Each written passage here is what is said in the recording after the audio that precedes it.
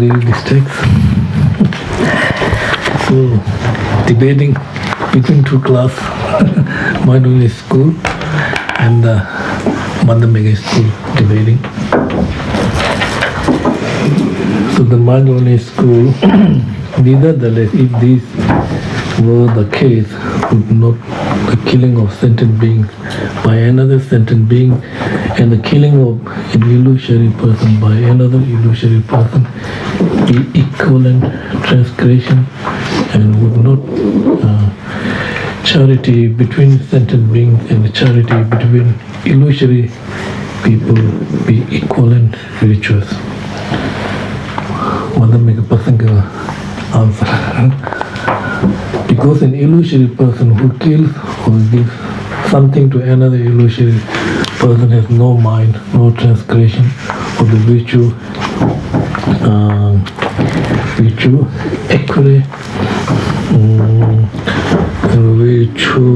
accurate from his actions. Whereas if such actions are committed by the sentient beings endowed with illusion like mind, if the agent has a mind which can love and hate, merit and transgression do occur from that agent's actions. Because the mantra and so forth that cause illusion do not have the ability to produce minds. Illusory minds are not produced from them, whereas the cause for sentient beings to have the ability to produce mind. Although false, the different illusions that result depend upon different causes. In this way, the illusions that arise from the variety of different conditions also vary. They are produced from the different causes, but now here is there one condition which has the ability to produce all the effects. Questions. If ultimately all sentient beings are done by nature in the state beyond sorrow, nirvana, although deceptively they are in cyclic existence, then from the same reason, since in terms of appearance, Buddha would be in cyclic existence, or what would be the use of the Bodhisattva's way of life? Answer by the middle way.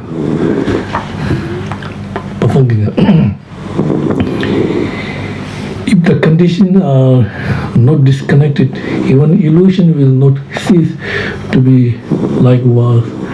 Since sentient beings have not discontinued the condition for cyclic existence, they are in cyclic existence, but since the Buddha has discontinued these conditions, even deceptively, he does not exist with the nature of one in cycle of existence. So this two school debating, like, so Mindfulness school and middle way school, both are Mindfulness school, okay? So Mindfulness school to debate with this autonomous school, right? We have to understand Mindfulness school view, their viewpoint of conventional truth and ultimate truth, and then Madhyamika middle way Pasangika will oppose or because different view, so start argument, start debating, you know. So first we have to understand the Mindfulness school viewpoint of the three natures. It's very important. Number one is Shenwang. Tibetan Shenwang means other power of nature. It means all the products, impermanence, anything coming from cause and conditions are other power phenomena. Ngawang. It depends on cause and then result. So how long the result will depend on the potential of the cause. So other power nature means all the products which coming from cause and conditions are other power nature. Number one. Number two is called the thoroughly established nature, which is emptiness of the mind-only school. So the emptiness of mind-only school is ultimate, their viewpoint of ultimate truth. So their viewpoint ultimate truth is, let me give example of the microphone or the book. So book. Now this book is other power nature, right? Because it is product. If something product, it depends on cause and condition. That book is other power nature. Now, thoroughly established nature means their viewpoint of emptiness. So the book is the essence of external existence. It's emptiness of the mind-only school viewpoint. You understand what I'm saying? So you can say that object book and subject, my mind perceiving this book, is one entity, but it appears to our mind due to dual mind, it appears different entity. So object is book, subject is my eye consciousness perceiving this book. So subject, object, right? So subject, object is one entity. One entity. When I perceive the book, it appears to my mind different entity. So book is something coming from external, objectively, you know. Nothing depends on my mind. Just, you know what I mean? Yeah. So there very important, thoroughly established phenomena means emptiness of the mind-only school viewpoint means absence of external existence of book or subject, my mind, and object of book, absence of different entity is the emptiness of mind-only school. Okay, thoroughly established phenomena. Then next is imputational phenomena. We have three nature, right? Other power nature, thoroughly Ngawang, Tibetan called Ngawang. Yongduk means emptiness, thoroughly established. Kuntap means imputational nature. So this book, we can speak thoroughly established phenomena, other power phenomena, and imputational phenomena means my mind designate the book. You know, I can turn the page, shape, color, this imputational phenomena. So you understand what I'm saying? So mind-only school viewpoint, three nature. It's very, very important to understand. Other power nature, thoroughly established nature, and imputational nature. So mind-only school, the conventional truth is object of the afflictive emotions. You know what I mean? Ultimate truth is object of the purifying the mind. So you understand now the mind-only viewpoint, three nature. You understand what I'm saying? Other power nature. So book is other power nature. Emptiness of book is thoroughly established nature. I designated the book is imputational nature. So on the basis of this book, we can speak all these three natures.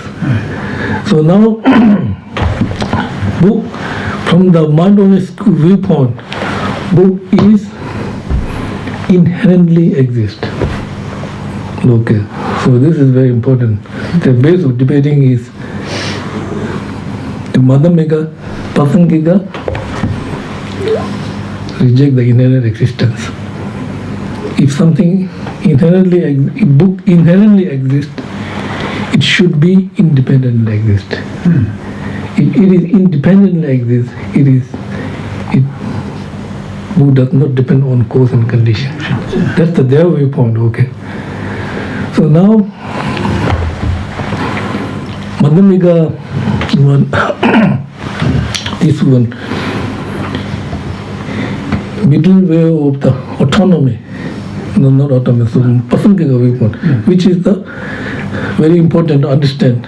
Right? So their viewpoint of ultimate truth is absence of independent existence of the book is ultimate truth. Conventional truth is book itself is conventionally designated by the mind. Everybody agree in this house. Everybody agree book is book. You know, that's the conventional. So therefore, the Madhyamika Pasangika viewpoint, ultimate truth is absence of book, absence of intimate. Now you see these two are totally different. Mindfulness school, book inherently exists.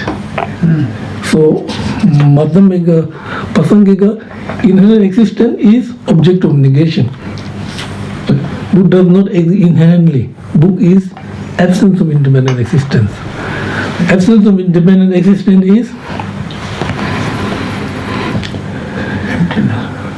Madhyamika Pasangika viewpoint of ultimate truth and emptiness. So their viewpoint of ultimate truth and emptiness is very, very important to understand. Lama Tsongkhapa about it. The union of these two truths.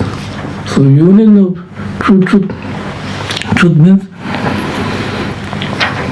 there's a relationship between two truths. Like relationship between two truths. You know what I mean? So relationship between truth means now this book is conventional truth, right? Conventional truth. And absence of book, inherent existence is ultimate truth. So therefore, conventional truth is the base of ultimate truth. So therefore, conventional truth is base of the ultimate truth. But without conventional base, we cannot talk about the emptiness of the book, right? So book is what we call the general, and emptiness is characteristic.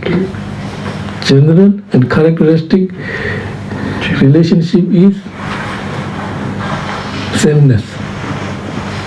Sameness means without book, we cannot speak about the characteristic of the book, right? So these two are strongly connected. One damage, we cannot speak characteristic, right? So therefore, book is the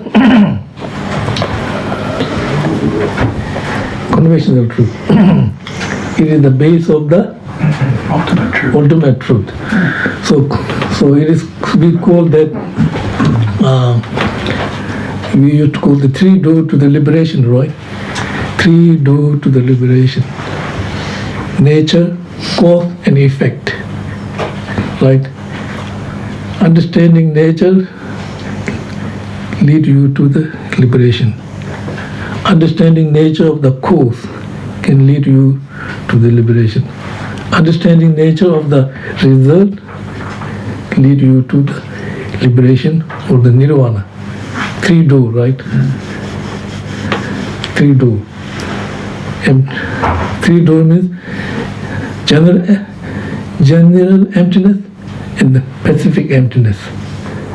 All phenomena are empty is general emptiness. All phenomena are empty means all phenomena are empty of inherent existence. Is general ultimate truth, general emptiness. Now the wishlessness, signlessness is emptiness of the cause. Wishlessness is the emptiness of the effect of the result. So emptiness of the understanding nature of the cause is specific emptiness, right? So all phenomena. So true truth. These two truths are related. Now you understand what I'm saying? Inseparable. You understand different view. Mind only school and now middle of autonomy very clear, right? You understand both views, right? So now I'm talking about from the viewpoint of middle way of school, right? Middle way of school. So book is conventional truth and empty of book inherent existence is ultimate truth. So book is base and emptiness is characteristic. So base and characteristics are strongly connected, right? If we go further, how far we go to the characteristic of this base book, right? We can say shape, color, impermanence. Book is momentarily changing. These are all characteristics of the book, right? From the gross level, right?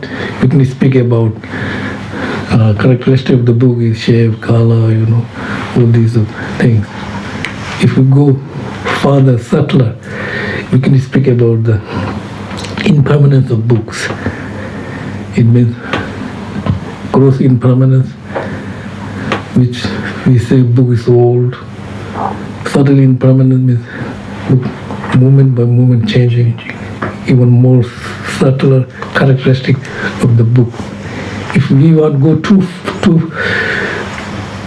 even further, right, then we can speak about the emptiness of book, which is very subtle, right? So therefore, book and characteristic, book is conventional truth, and characteristic emptiness is ultimate truth, right? So these two truths, so we have to understand base and characteristic of the phenomena. So then we know these two are strongly connected, right? So when we destroy the book, right, then emptiness of the book disappear, right? Does not mean emptiness is disintegrating. Destroy and disintegrating is disappear is different, right? The base is destroyed.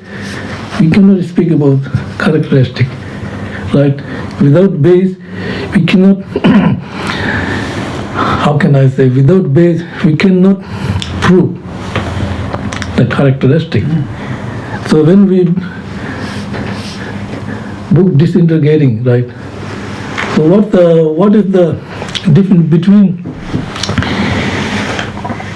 changing phenomena and unchanging phenomena. So changing phenomena is book, tree. These are changing phenomena because they all depend on the cause and condition. So something depends on cause and condition, if nature is changing. You know what I mean. So and then finally it will disintegrate. So when book disintegrate, then there is no characteristic of the book. So we cannot say emptiness is disintegrate, because emptiness is unchanging phenomena, like book is changing phenomena. So when book is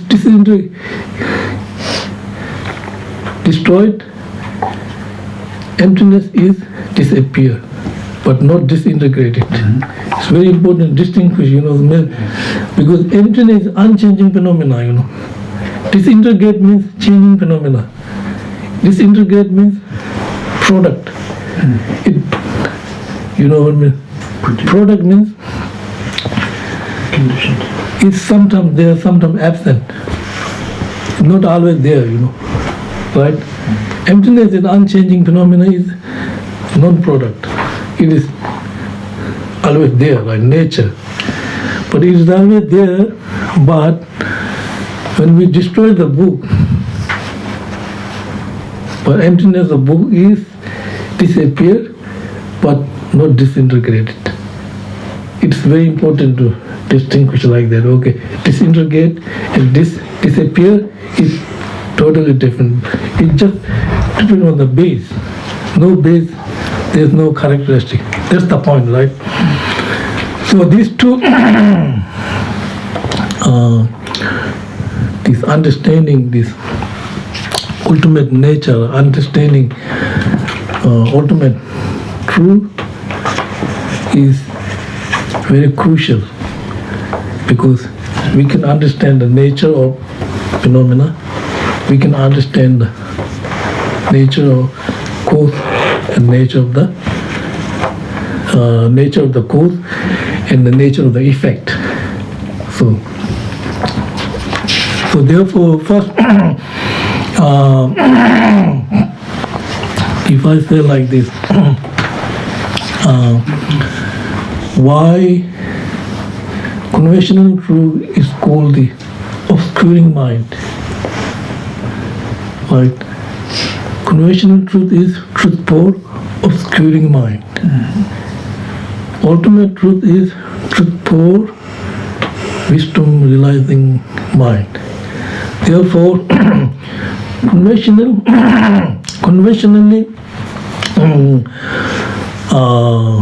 remember we have a discussion about form is empty, emptiness is form, right?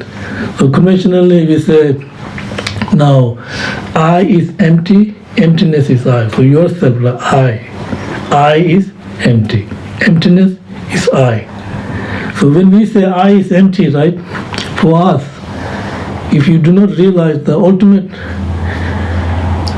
if we do not realize the ultimate nature or the ultimate truth, so that whenever we designated I, me, I'm walking, I'm talking, whatever, whenever we designated I, mainly labeled by the mind, we designated I is existing from the side of the object, because this obscuring mind, inherent existence, designated I existing from the side of the object.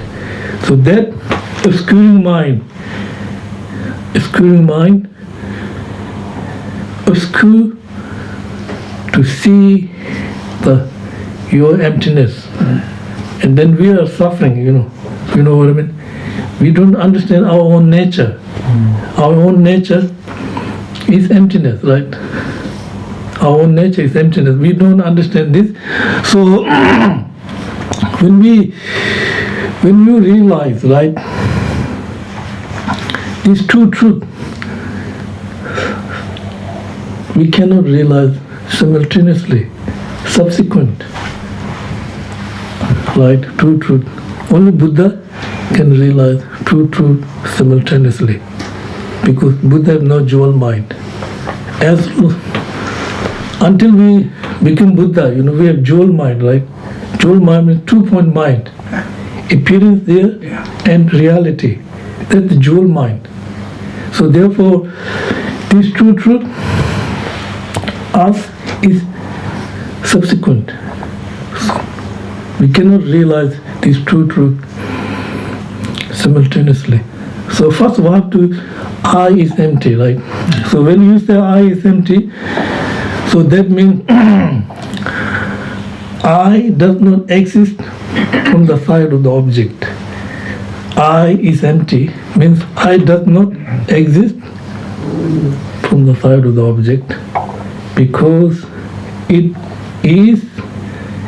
exists because of merely designated by the mind. Right? I does not exist from the side of the object, can dispel the view holding I existing from the side of the object, which is grasping our ignorance mind, which is obscuring mind.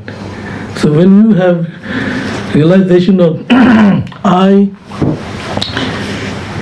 does not exist from the side of the object, oppose the holding view I existing from the side of the object, then you realize your own nature of the emptiness.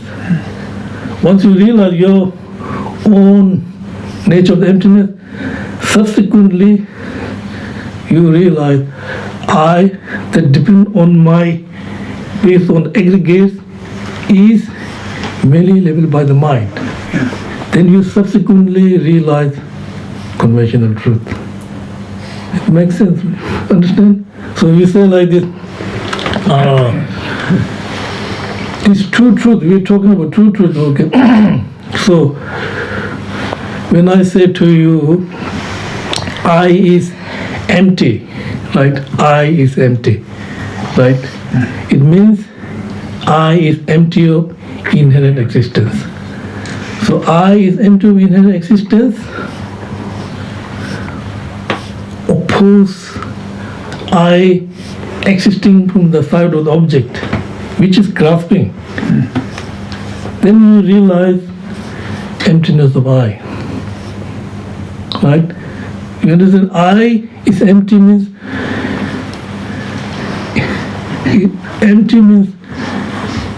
empty of inherent existence. Right? Empty of inherent existence will dispel holding I to be truly existent, which is absolutism. Understand? Yeah. So we have this, every time we say I want this, we always think, my hand, I is with the hand. My head, I is with the head. I'm walking, you think I'm walking with the, I is walking with you. We think something, independent, something very solid, concrete. So when I say to you, I is empty, right? So it's very clear, I is empty of inherent existence, right?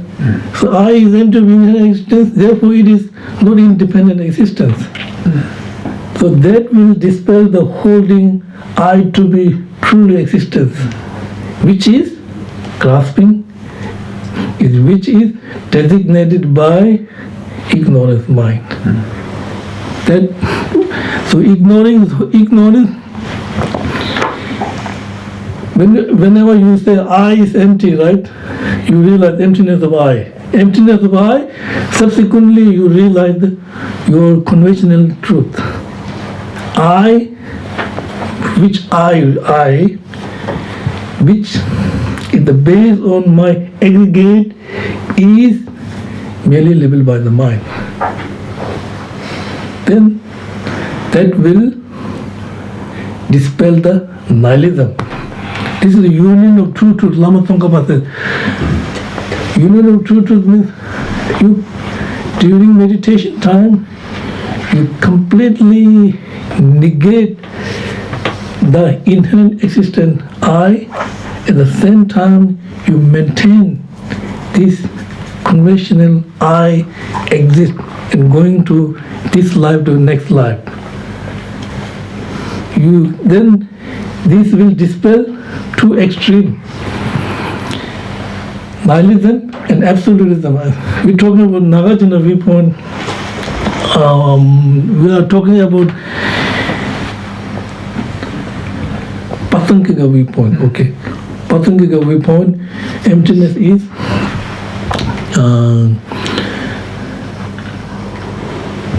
middle way.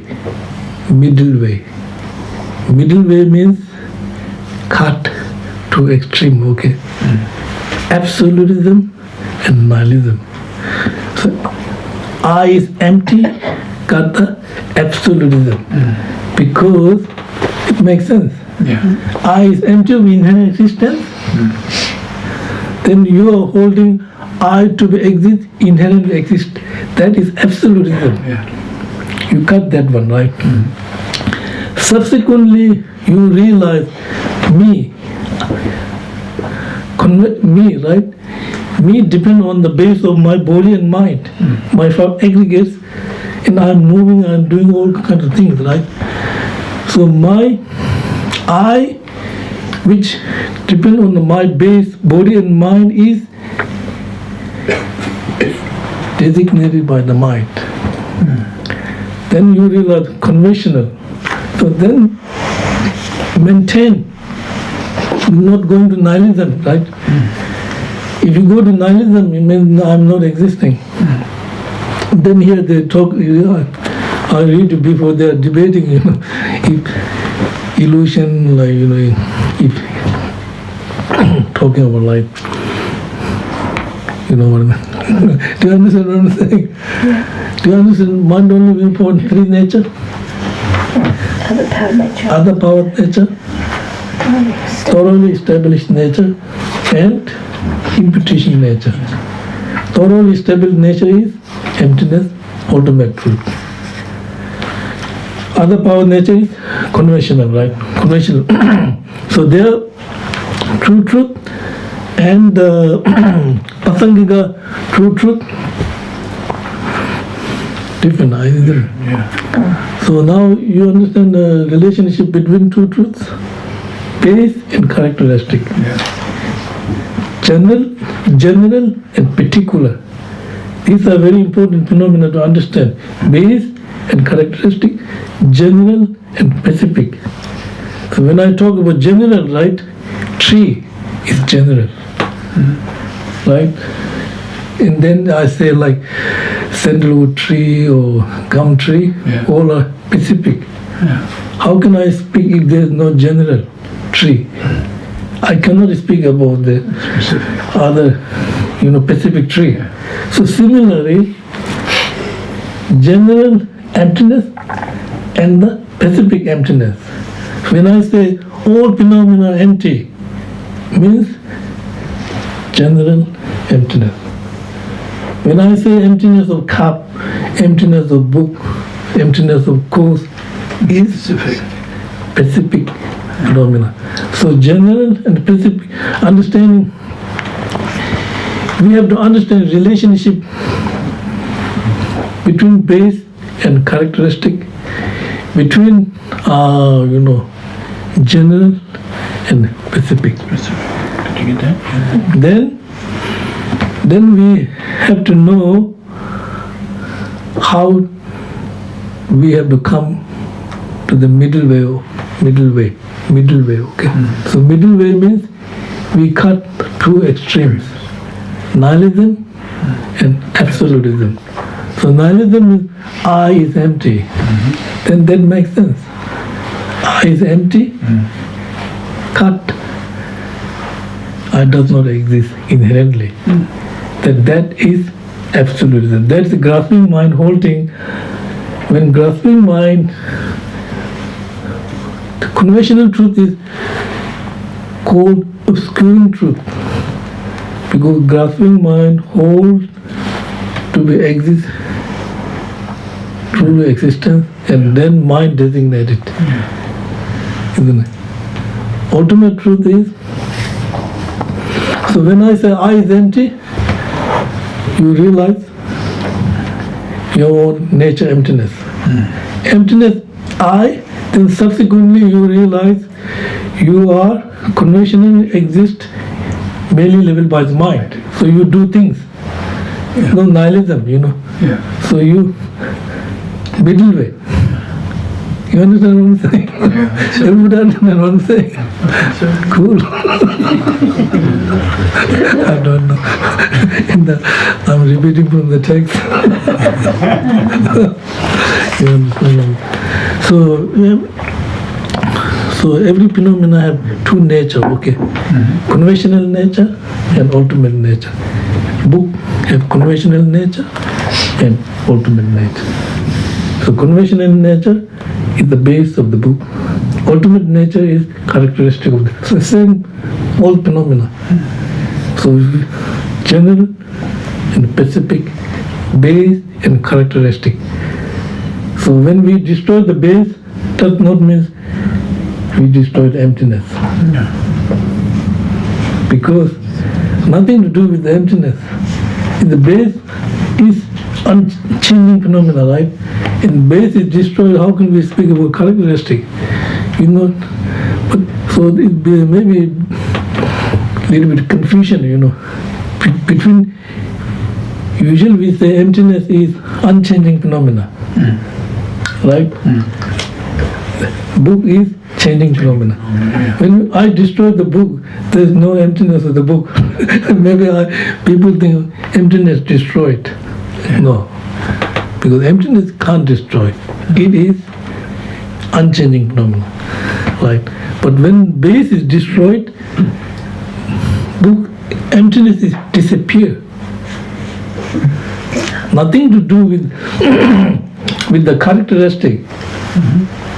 Have no power, Base can hold the power of the characteristic. You know what I mean? So if Harry is looking for me. So this is the bit. So when we talk about emptiness, true truth, right? Relationship to truth, subsequently, and not simultaneously. Only Buddha can see the true truth simultaneously because no dual mind. So if we meditate, it's subsequent, not simultaneously. You know what I mean? Okay, thank you.